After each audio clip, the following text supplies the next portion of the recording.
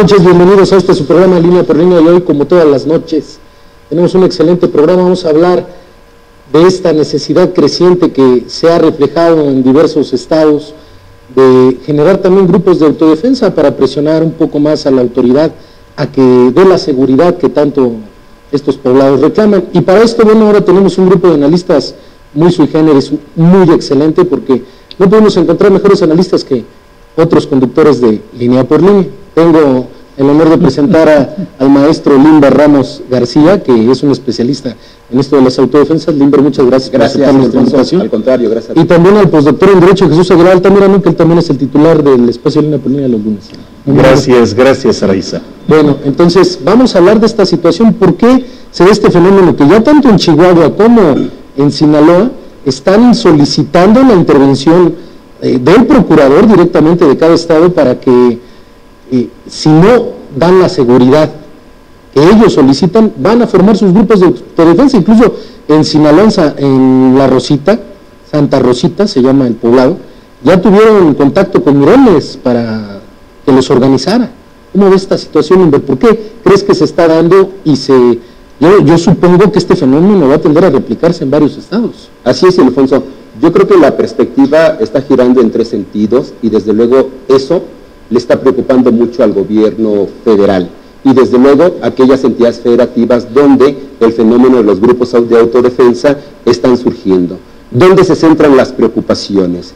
Si realmente es un tema sentido y relacionado a la seguridad pública, o si están siendo financiados por manos raras que están provocando que se estén organizando ciertos sectores de ciudadanos para poder crear grupos de autodefensa. Y curiosamente se están convirtiendo en zonas en donde no entran las fuerzas federales del Estado mexicano, lo cual deja todavía mucha duda si realmente son grupos de autodefensa ciudadanos. Una segunda preocupación tiene que ver con la función que tiene el Estado mexicano de proveer constitucionalmente la seguridad ciudadana.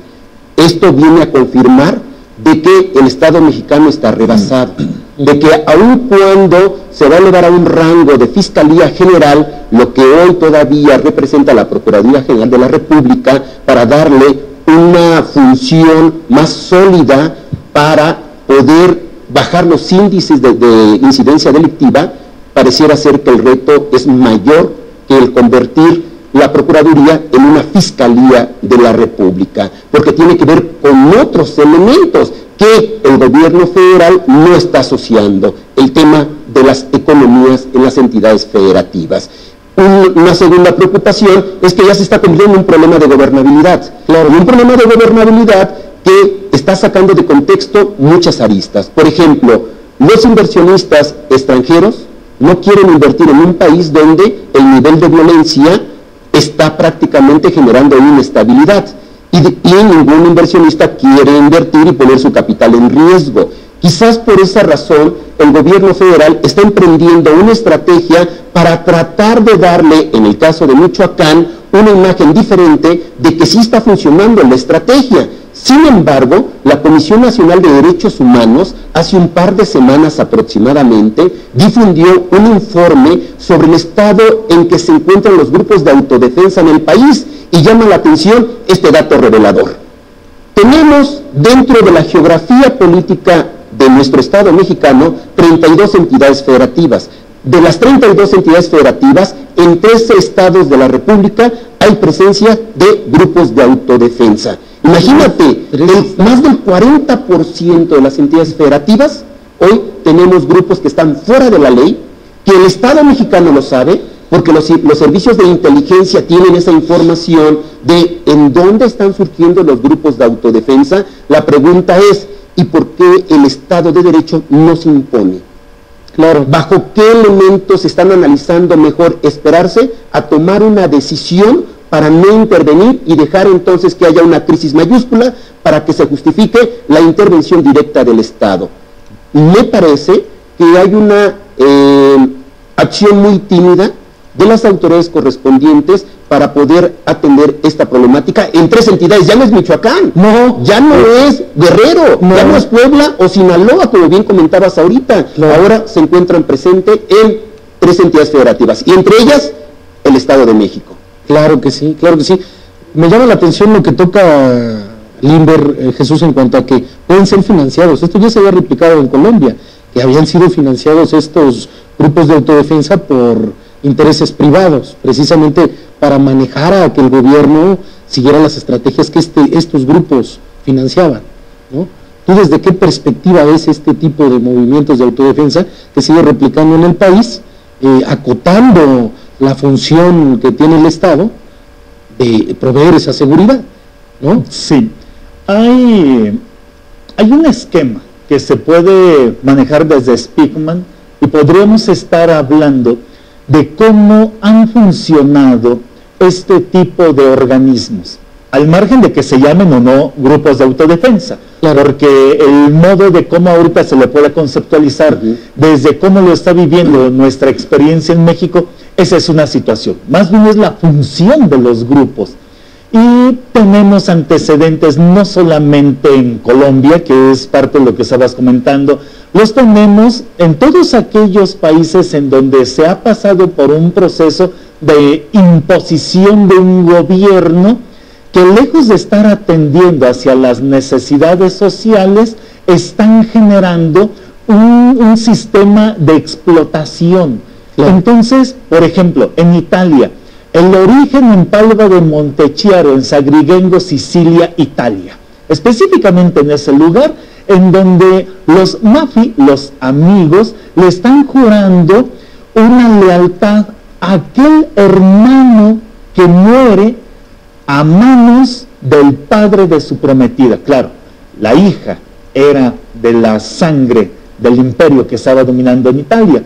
Entonces, estos mafi empiezan a realizar movimientos que atienden hacia la defensa de su pueblo. Ellos empiezan entonces con prácticas de tráfico de armas, empiezan con el concepto de la extorsión. ¿Qué es el concepto de la extorsión? En el origen, como lo vimos en Sicilia, en Palma de Montechiaro, significaba darle una seguridad a su población, poderle llevar alimentos necesarios y al mismo tiempo poder desarrollar una economía, nada más que esta economía no tenía que ver con el modelo económico que se encontraba imperante y que en su momento es el que estaba bajo el esquema de imperialismo, quitándole su fuerza productiva. Entonces, una vez que ellos empiezan a generar mecanismos de expansión, llegarán hasta Estados Unidos. ¿Qué es lo que estamos visualizando? ¿Qué implica la autodefensa? Tiene que ver, sí, con una postura de la defensa de un coto de poder. Entonces, podríamos hablar de movimientos que son autóctonos. Pensar, por ejemplo, en que personas que están en Guerrero organizándose, sí son autóctonos en su demanda social, pero otros grupos que quizá están visualizando como un modelo de lo que ha ocurrido en Michoacán, caso de que parte de estos dos estados del norte que se han señalado, están empezando a aproximarse a estos grupos de autodefensa en Michoacán y están pidiendo una aproximación, una cercanía que ha conseguido Michoacán, al menos a la luz pública, el hecho de que se puedan llevar programas de sustentabilidad económica, programas que reactiven nuevamente esas huertas frutícolas que se encuentran en las zonas. Es que llama mucho la atención eso, ¿no? Y que a lo mejor es parte de lo que estamos visualizando. ¿Qué es lo que está pasando en el norte? Si estamos viendo que las economías no están siendo funcionales, creo que entonces estaríamos ante no un nuevo paradigma, sino una experiencia que quizás no la había vivido así México, y que esto puede fomentar a que empiecen a llegar a esta práctica de los grupos de autodefensa para que puedan ellos resolver sus demandas. Y creo que aquí habría un punto importante. Uno de los fundamentos aquí se llama llamar la atención de los medios de comunicación masivo. Creo que con ese punto se podrán desarrollar nuevos elementos, ¿sí? Pero en este caso, el tema fundamental es aquellos grupos que sí están sabiendo llamar la atención de los medios de comunicación masiva, es en donde el gobierno federal tendrá que ir a decir ¿qué es lo que aquí está ocurriendo? ¿Cuáles son las demandas que ustedes tienen? Ahora habrá que ver cuáles son las condiciones de una mesa de diálogo del gobierno federal. Sí, claro, porque la autodefensa no nada más implica, es importante en Michoacán, lo que comentabas de las huertas, y que es una situación eminentemente económica. La economía de Michoacán estaba secuestrada, vamos a ponerlo así, ¿no? Sí. Estos grupos de autodefensa ayudan a que lleguen ciertos intereses económicos, que es lo que llama la atención. Hay que ver qué municipios de Sinaloa efectivamente también han sido secuestrados económicamente. Sí, la política de Speakman. Es correcto, entonces se está replicando porque viene un nuevo modelo económico a Michoacán. ¿Sí? Y viene una exportación y una serie de establecimiento de posiciones de ciertas empresas transnacionales donde va a fructiferar una economía en estos estados, ¿no? Sí, claro. Bueno, vamos a ir a un corte comercial, ahorita nos quedamos en el tintero con estos temas, vamos a profundizar más en ellos.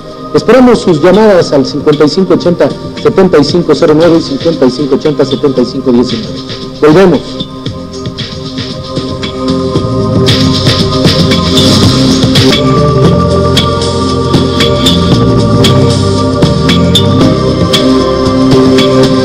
Gracias por permanecer con nosotros en su programa Línea por Línea. Y bueno, estábamos hablando de que los grupos de autodefensa no nada más están o nacieron con la única intención de fortalecer su seguridad y defender su soberanía y su tranquilidad. También ha cambiado los sistemas económicos en Michoacán. Son otros actores los que llegan a proteger esta economía. Entonces, los grupos de autodefensa también atienden a un ámbito económico. Como, bueno, se ha dado, ya lo habíamos platicado en Colombia, en El Salvador, ¿qué ha sucedido realmente? Esos grupos de autodefensa reconocidos como tal, ¿sí han cumplido con esa situación de la seguridad y no han influido en otros ámbitos?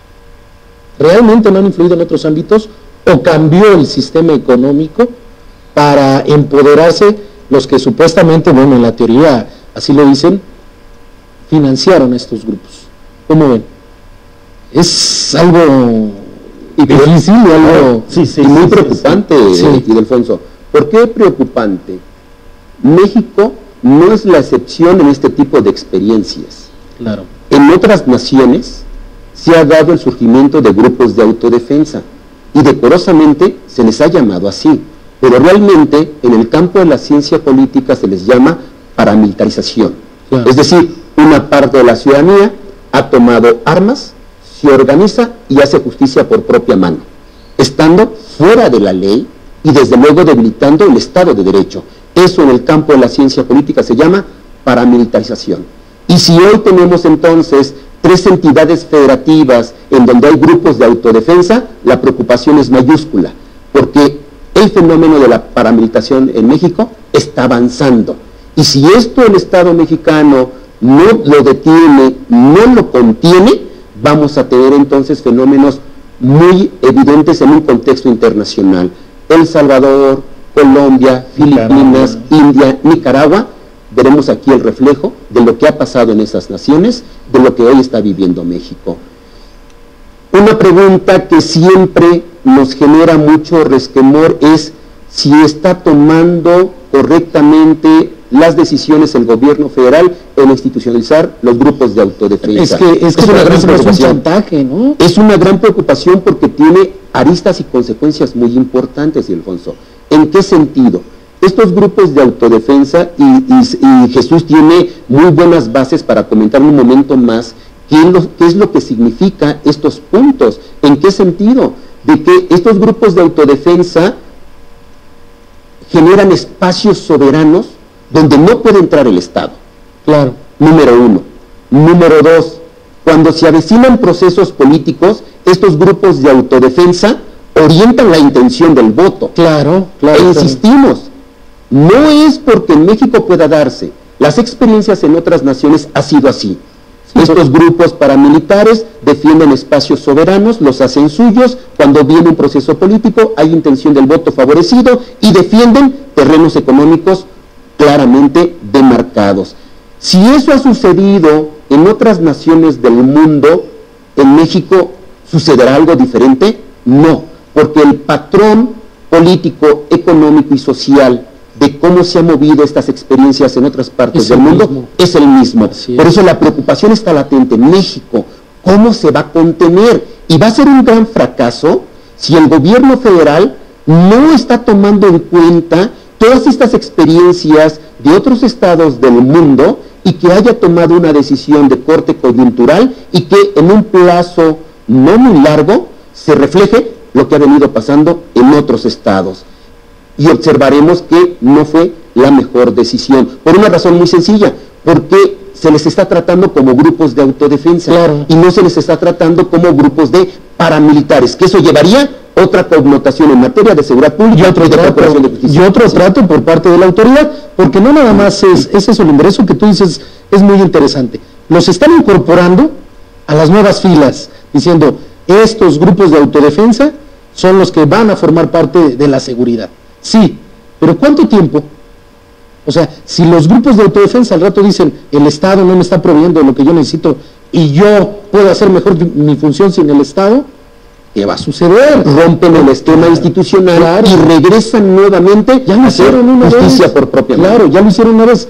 ¿Quién te garantiza que no lo vuelven a replicar? Esto va a ser un medio de negociación fuerte para el Estado, un medio de moneda de cambio para los grupos de autodefensa, de que si tú no cumples con estas demandas, yo me vuelvo a salir de tu esquema. ¿No? Y un problema también de fondo tiene que ver con que el gobierno federal está jugando a contener, está jugando a institucionalizar, pero no está previendo lo que en un futuro puede pasar si estos grupos que hoy puedan llegar a ser parte de los cuerpos policíacos se vuelven a desinstitucionalizar y generan otra vez un esquema de justicia por propia mano. Bien o mal, a nuestro gobierno le generó preocupación la declaración de los Estados Unidos de que... Sí, claro, si México no puede con ese problema, entonces hay intervención. Habría que ver, por ejemplo, cómo estos grupos van poco a poco aprendiendo, porque es también parte del oficio, se va aprendiendo poco a poco. El ejército zapatista en su momento estaba pugnando por una soberanía y logró sentar con los límites de sus caracoles que sentaron, tienen sí una soberanía, pero no se ha separado del pacto federal. Claro. Sin embargo, tiene esos beneficios económicos, pero no puede ingresar el gobierno federal, la estructura federal no puede entrar a este municipio. Esa es una característica interesante. Y desde ese punto de vista se dice, ¿qué es lo que está atrás de muchos de estos grupos de autodefensa o de autogobernabilidad y autoorganización? Hace rato que estábamos hablando de la experiencia italiana. O sea, una de las principales aristas que inmediatamente se tocan tiene que ver con cómo se sostiene un movimiento. O sea, la economía de la guerra, las reglas de la economía de la guerra son diferentes a las reglas de una economía industrial, formal, vamos a decir, en ese modelo. Y no solamente estaríamos hablando aquí de la experiencia de Nicaragua, de Colombia, o sea, tenemos a una serie de grupos que poco a poco fueron ganando terreno, fueron ganando experiencia, fueron creando redes. Es decir, Michoacán ahorita debe de tener una estructura muy ramificada y mucho más extensa que el mero territorio geopolítico. En este sentido, decir que producción de droga es un elemento que está tentativo, está latente inmediatamente. Claro. Tráfico de armas también, es algo que inmediatamente se encuentra, no, pero lo necesitan. Sí. O sea, ese es el punto. Necesitan las armas. Entonces, en términos de economía de guerra, estaríamos hablando de que se gestan a su alrededor una serie de mercados que en su momento ya los podemos empezar a visualizar en cada uno de estos grupos. ¿De dónde proceden las armas? ¿Quién está pasando? Ejemplo, equipos de comunicación, porque una de las estrategias, ¿no? Dice Sedena en nuestro país, que una de las reinas de las armas es justamente comunicaciones, el área de transmisiones. Y desde esa visión, todas esas experiencias ya se están gestando, ya lo están probando, lo están conociendo desde el ejercicio del poder, y ahora también podrán ellos visualizar que en los huecos del poder, los vacíos del poder, en donde llegue un gobierno federal y que en un momento dado no esté resolviendo sus demandas, esos vacíos, ellos van a ver inmediatamente que hay modos también de hacer riqueza, de generar economías dentro de todo esto. Y es en donde los grupos pueden empezar a transformarse y a evolucionar y crear en su momento ejércitos que ya no sean justamente constitucionales. Es decir, esta experiencia de más de un año, o sea, una persona en el ejercicio del mando, del manejo de armas, de la organización de la gente, que empieza a entender de comunicaciones, que empieza a entender qué significa la lectura del análisis geopolítico, la presencia y el poder que está adquiriendo en el posicionamiento con su gente ante los medios de comunicación, o sea, sí empieza a generar una imagen que es digna de decir: México, ¿estás tomando bien las decisiones? ¿Los tiempos que estás dejando correr son los adecuados? No, porque se está ganando experiencia.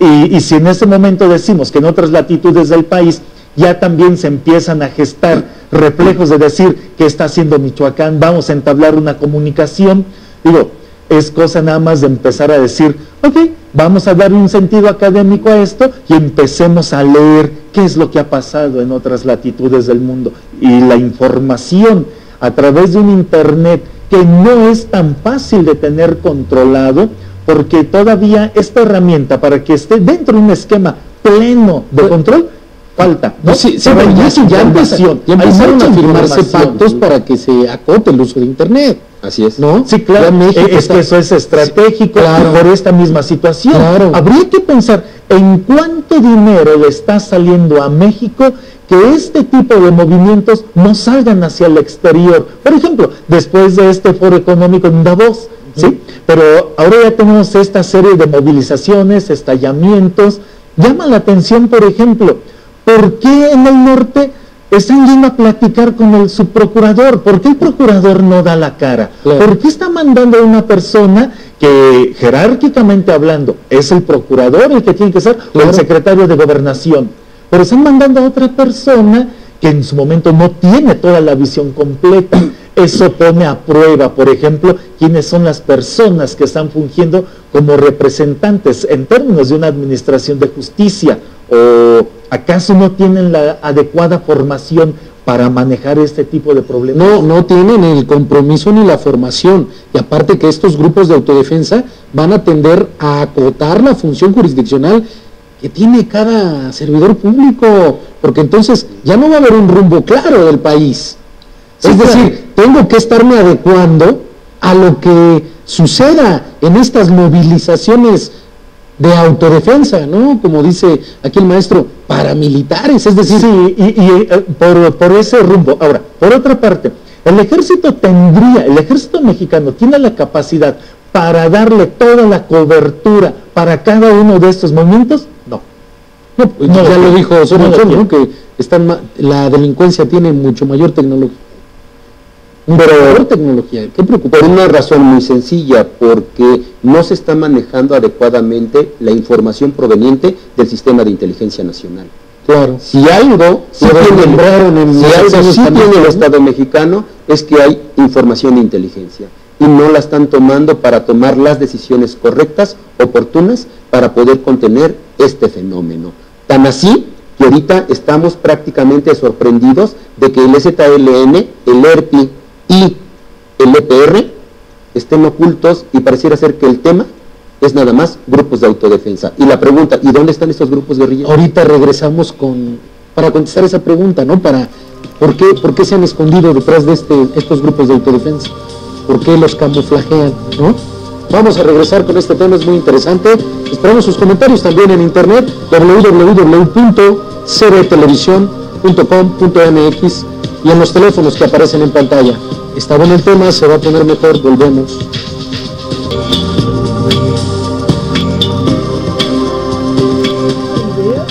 Gracias por permanecer, ¿no? Claro que sí, gracias por permanecer con nosotros en su programa de Línea por Línea. Y bueno, estábamos comentando que ya está en boga eso de formar las autodefensas, y bueno, cómo estas autodefensas han servido de pantalla o de camuflaje para precisamente diversos movimientos que ahora no se les da ni mediáticamente cobertura, ni económicamente se ha visto gran movimiento de estos grupos guerrilleros como son el EZLN, el ERPI, el EPR.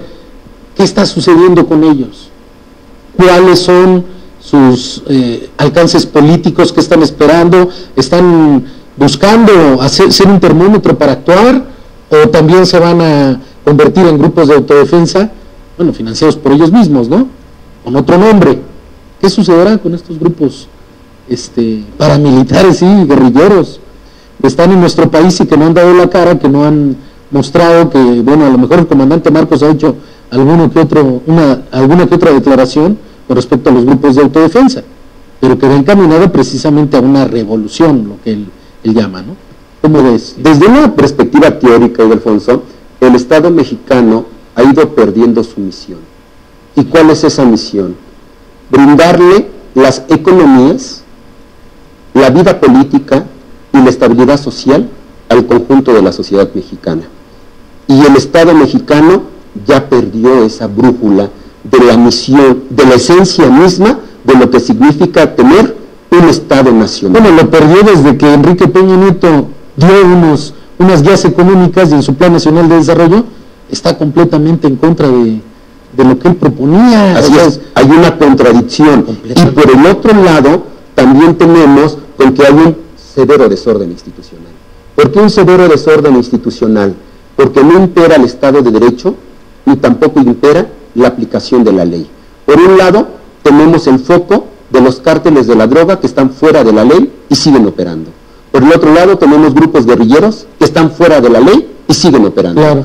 En este momento nos encontramos con el fenómeno de la paramilitarización en México y están fuera de la ley y siguen operando. La pregunta es, ¿qué más necesita el Estado mexicano para poner orden? ¿Acaso está buscando que se generalice a nivel nacional un conflicto de carácter civil y que ello nos lleve a que se tomen las armas y haya un fenómeno de guerra civil? Hacia allá está caminando, porque ante este desorden institucional que hay en México, llama poderosamente la atención la vulnerabilidad en que ha caído el Estado, en que el fenómeno del narcotráfico está superado por el Estado mismo y por cualquier gobierno, claro. Llámese de qué partido provenga, el tema del narcotráfico supera cualquier gobierno junto con sus partidos políticos. Y es más, hasta los propios partidos políticos se cuidan de no hablar del tema del narcotráfico. La pregunta es, ¿por qué? ¿Qué se esconde?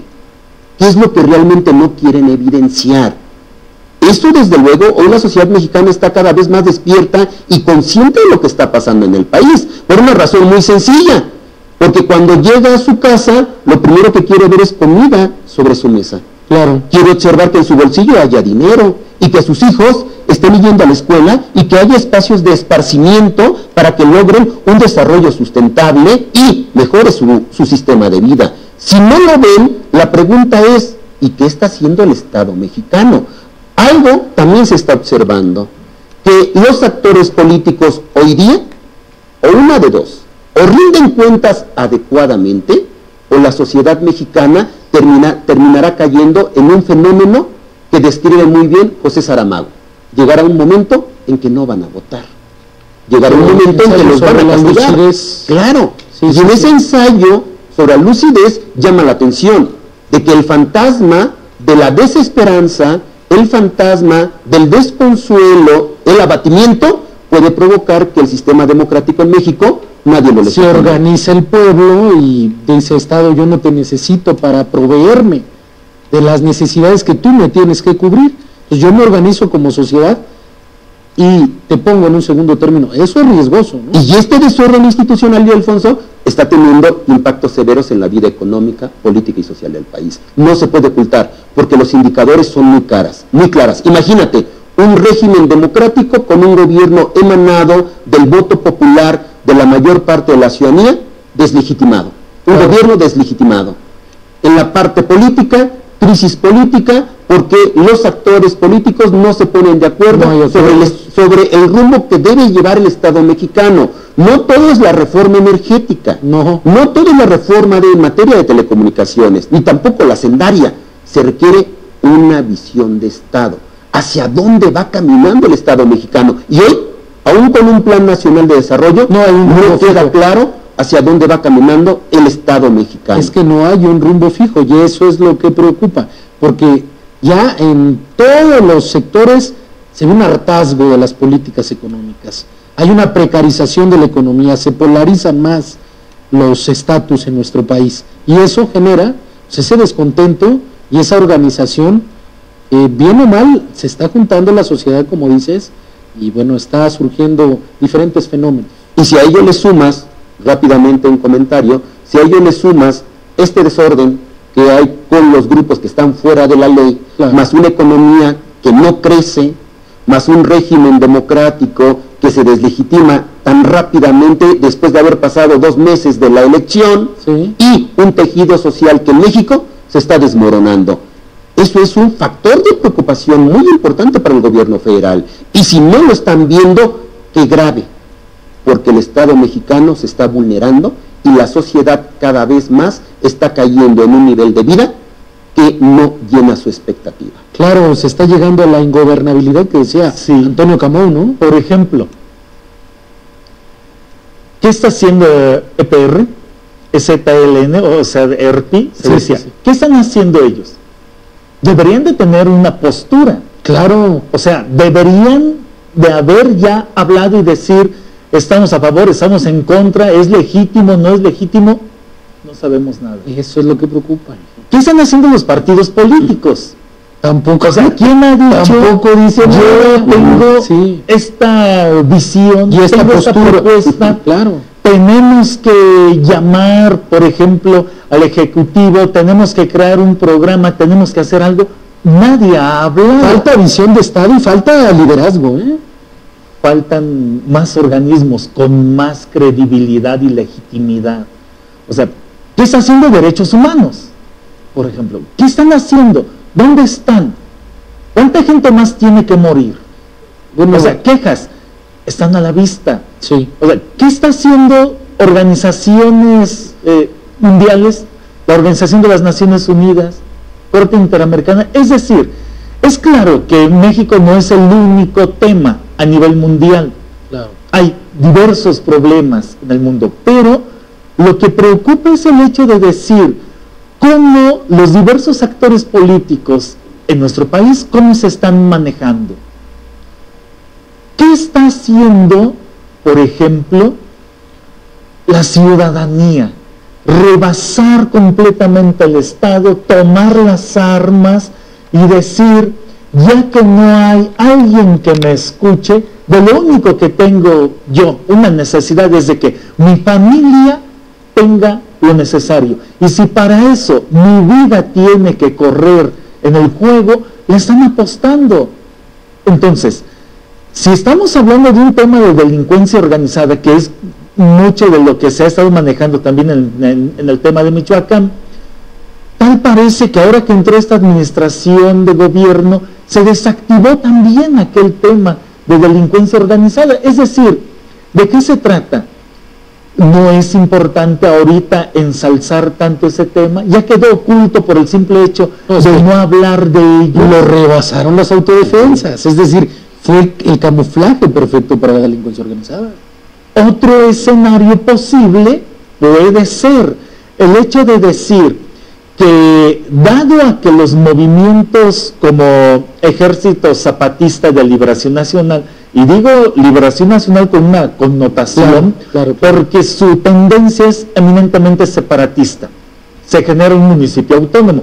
EPR se supone que no iba en ese sentido, y ERPI tampoco, pero sin embargo, el hecho de decir, quizás las estrategias de estos grupos también fueron modificadas, y quizás ahora ya no se trata de dar un rostro en un punto geopolítico, sino que ahora se está presentando, puede presentarse desde atrás de estos grupos de autodefensa, para tener un movimiento mucho más legítimo, un movimiento que tenga mucho más impacto acorde a las instituciones democráticas y de Estado de Derecho mexicano. Es decir, el escenario es complejo, sí necesita a personas con mucha formación política, con mucha legitimidad y con mucha sensibilidad social. O sea, hay gente que está sufriendo las inclemencias de la economía de nuestro país, hay gente que está sufriendo la inclemencia de un modelo de partidos políticos que no está atendiendo a estas demandas sociales, y la gente lo único que pide es tener alimento, tener un trabajo, tener ese concepto de paz, de ir a trabajar y llegar a su familia. Las necesidades básicas de la pirámide de Maslow, ¿no? Sí, claro. Es lo que pide la gente, o sea, no pide más. Sin embargo, sí es preocupante que estos grupos de autodefensa sigan replicándose en el país, porque entonces nuestro país y nuestro gobierno va a estar secuestrado por intereses económicos. Claro, y la pregunta tiene que ir también en el contexto. ¿Por qué se están multiplicando? ¿Por qué están avanzando? ¿Realmente la justificación es nada más el tema de la seguridad pública o está obedeciendo a otra estrategia de expansión no vinculada necesariamente al tema de favorecer la seguridad pública? Es que da precisamente para eso y para más, porque ya al formar y al irse replicando estos grupos, puedes enarbolar diferentes banderas, y eso es lo peligroso, eso es lo peligroso que va a suceder. Bueno, vamos a ir a un corte comercial, les recordamos nuestros teléfonos en el estudio 5580-7509 y 5580-7519, también estamos en internet en www.cbtelevisión.com.mx, esperamos sus comentarios, no lo cambie, está bueno el tema, se va a poner mejor, volvemos.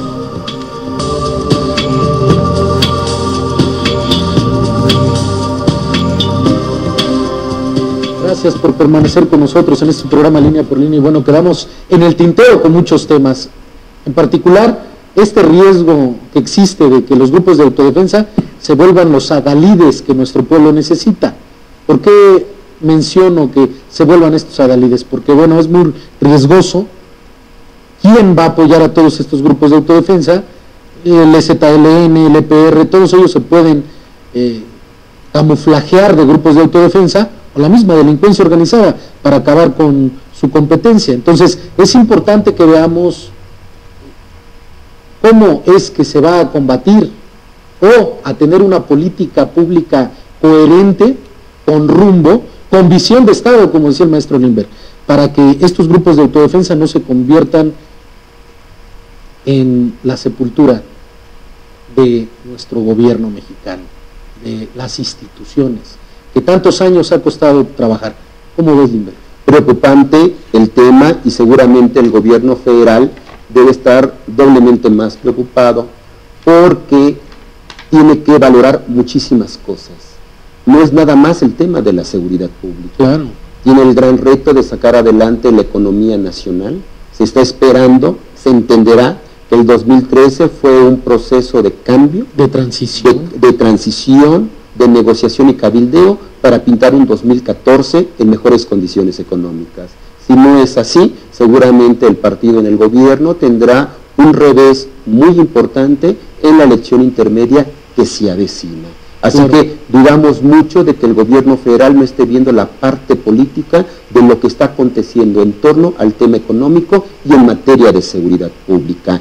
Por supuesto, aquí es muy importante que el presidente de la República se asesore adecuadamente, que los asesores sí le digan al presidente cómo está la situación crítica del país, para que el presidente, en su calidad de alto mandatario del Estado mexicano, tome las decisiones correctas para darle el rumbo al Estado que estamos esperando. Un Estado con crecimiento económico, un Estado con mejores condiciones democráticas y un Estado en donde ya no haya grupos de autodefensa que estén... Bueno, en realidad la elección para el gobierno de Michoacán no creo que continúe el PRI, porque Vallejo prácticamente se la pasó de vacaciones en los primeros años, entonces... Es correcto, sin embargo, no queda todavía muy claro, te acabas de tocar un punto interesante, Alfonso, no queda muy claro todavía la componenda que hay dentro del estado de Michoacán. Claro. Porque por un lado Fausto Vallejo se presenta públicamente, pero por el otro lado el secretario general de gobierno, Jesús Reina, es el que gobierna. Entonces, pareciera ser que ahí hay una componenda, hay un compromiso muy claro de ir costeando la factura política de las decisiones del gobierno federal y del gobierno del estado para salir lo menos castigado posible ahora que se avecina la elección próximamente. Y Fausto Vallejo, bueno, cumplirá sus 2 años de periodo el 15 de febrero de este año. Veremos entonces si el gobierno federal lo mantiene. Claro. La perspectiva que hemos mantenido nosotros es que en el momento en que el gobierno federal intervino, es porque le está dando continuidad de gobierno a Fausto Vallejo. Ya lo veremos el 15 de febrero de este año, o sea, estamos a pocos días, a 11 días, veremos si realmente el gobierno federal lo mantiene. Esa va a ser una decisión interesante. Poder ejecutivo del estado de Michoacán. Bueno, lo que desmenuzo en tu intervención, Limber, es que necesita ser bien asesorado, pero pregunto, Jesús, ¿Osorio Chong tiene ese perfil?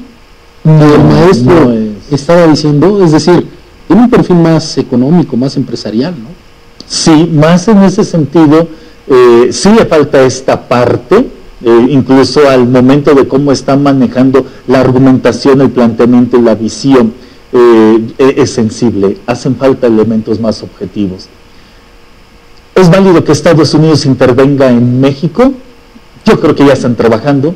Somos un tema que siempre estamos dentro de la agenda de seguridad nacional norteamericana. Pero está trabajando ya tras bambalinas, pero tras bambalinas, debe de estar que es lo preocupante también. Es decir, se pronunció diciendo, yo le entro, ¿no? Porque me preocupan las autodefensas. Eso es intervencionismo. ¿Tú crees que no está interviniendo ya con todo su aparato detrás? Claro, o sea, eso en términos de inteligencia, claro, está corriendo y está operando. México tiene la capacidad para manejar el problema. Hasta el día de hoy no se ha visto, no es posible en términos de inteligencia que se dé un nuevo brote de grupos de autodefensa y que no se haya tenido información. Claro, o sea, claro, no es posible que en su momento se haya levantado el EZLN en armas y que inteligencia no se haya enterado. Si estamos hablando de que en los días que corren ahorita en nuestro país es posible que surjan grupos de esta naturaleza armados, ¿sí? Tendríamos que decir, hay un foco rojo de atención en los servicios de inteligencia nacional. Habría que ver cómo se están manejando aquí estas estrategias, cómo se está recolectando la información y cómo se está explotando. ¿Quiénes son las personas que están a cargo de este tipo de organismos en nuestro país? Y habrá que pedir lo que en muchos espacios se ha comentado. Necesitamos rendición de cuentas, claro, necesitamos más transparencia, necesitamos más apertura.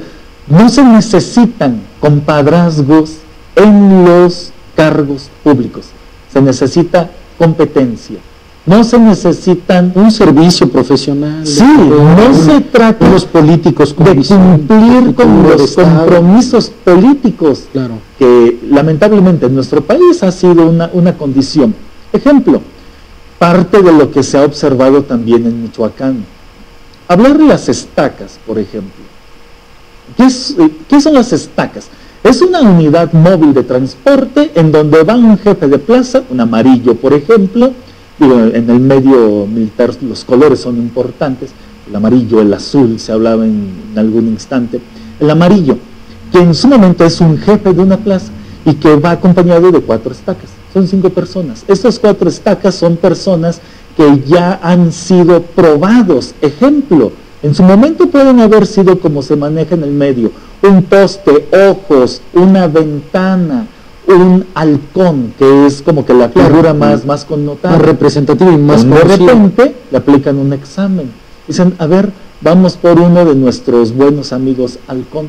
Lo suben, lo presionan, lo torturan, le hacen creer que estos torturadores son personas del otro grupo.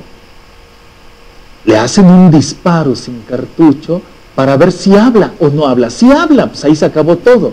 Si no habla, se dice, pasó la prueba. Cuando estamos hablando de que ya tú estás acompañado de una estaca, o sea, llevas a gente que va calada y va probada. Si estamos hablando que esas personas, una de sus características es, ya tienen la capacidad de la organización del terreno donde van a emplazarse. Entonces, al momento de que estamos hablando de estos conceptos de delincuencia organizada, si es que están entrando con estos grupos de autodefensa, o sea, hay que entender esa visión. Es que no puede ser, pues, cómo organizan y cómo pueden intervenir a grupos. Imaginemos, pero es que algunos serán sanos. Hasta en lo económico, Jesús, ¿cómo puede ser posible que este narcotráfico se haya apoderado en el norte de muchas minas y tenga un comercio indiscriminado con China? ¿Sí? Sí. De todos los materiales. Entonces no nada más es esta situación de inteligencia militar que tú mencionas, sino también inteligencia coyuntural de hacer negocios, política, porque estos grupos también la tienen. Es decir, China se ha beneficiado y ha estado sacando minerales. Por ejemplo, habría que hablar, en términos de inteligencia, tecnología de inteligencia, estaríamos hablando de que aviones tipo AWACS, estoy hablando de 1960. AWACS es un avión que lanza un átomo al territorio norteamericano por efecto Doppler, replica la imagen y reproduce en las pantallas todo el territorio y todo aquello que genere calor, un vehículo, una persona que va caminando, calor metabólico de planta, todo se va a ir reflejado. O sea, ¿de qué estamos hablando cuando decimos inteligencia en México? Israel tenía 2 AWACS en aquel momento, que fueron los sistemas de aviación que derribaron, antes de que levantaran el vuelo, los aviones de Sadat en Egipto. O sea, estoy hablando de 1960, estamos en el 2014, cuando decimos, esa tecnología ya es obsoleta, sí, claro, pero el poder que tiene. Cuando estamos hablando de inteligencia en México, ¿a qué nos estaremos refiriendo? Porque de que tiene que haber servicios de inteligencia, tiene que haber, y debe de haber tecnología. Justamente la administración anterior se encargó de posicionar y de apuntalar en términos tecnológicos. Entonces, hablar de instrumentos de esta capacidad y entender cómo se hacen los operativos, porque en términos de inteligencia, el sentido del movimiento es el que lo va determinando. Ese es el origen del radar, justamente de la Tierra, cómo se mueven los elementos y surge el sentido, y en ese momento se entiende cuál es el rumbo y la decisión a tomar. Eso, las decisiones diría de dos cosas. la inteligencia de México, ¿la está tomando realmente México? Es un punto. Ese es un punto. Para cerrar, ¿algún comentario? Sí, como no, rápidamente 3 puntos. Número 1, el gobierno federal tiene que poner en marcha más su sistema de inteligencia y tomar decisiones en función de su sistema de inteligencia. Claro. Ahora que están institucionalizando los cuerpos de autodefensa, que en la perspectiva de la ciencia política se llaman grupos paramilitares, tiene que darle seguimiento puntual a través del servicio de inteligencia para que se observe si realmente estos cuerpos de autodefensa se están institucionalizando adecuadamente. Segundo, que el gobierno federal no pierda de vista las experiencias de otros países en esta materia. Es muy importante. Y tercero, el gobierno federal debe buscar estrategias para contener la expansión de los grupos paramilitares, implementar una reforma de carácter político-judicial para que impere el Estado de Derecho y se aplique la ley adecuadamente. Y, por último, que es lo más importante, gobernar para la gente que está esperando que este gobierno federal responda las expectativas por las cuales votó por él. En un minuto, Jesús, ¿alguna conclusión? Sí. En términos de gobernabilidad, México está en el concepto de crisis de gobernabilidad. Ese concepto que fue desarrollado por Comisión Trilateral y en su momento por OCDE y que sirve como un termómetro para evaluar a las naciones, diríamos, el gobierno interviene ante una demanda social. La propuesta del gobierno es vista como no la solución adecuada por parte del gobierno, y entonces el pueblo incluso puede decir, no la acepto, haces como que me atiendes, pero la propuesta que me das no es la mejor opción de lo que yo estoy demandando. Si partimos de ese texto, porque vemos las resistencias que se hacen para entregar las armas, para crear las listas de los integrantes. O sea, estaríamos hablando justamente de ese concepto. Y de allí nada más hay de dos. O el Estado resuelve o se ve represado. Completamente. Pues nosotros les agradecemos mucho en haber participado de este programa, estuvo muy interesante. Les agradecemos mucho darnos de su tiempo, que ya mucho nos dan. Y bueno, les agradecemos a ustedes por vernos cada 8 días. Y los lunes con Jesús, los viernes con Limber, en este programa Línea por Línea. Gracias. Hasta luego.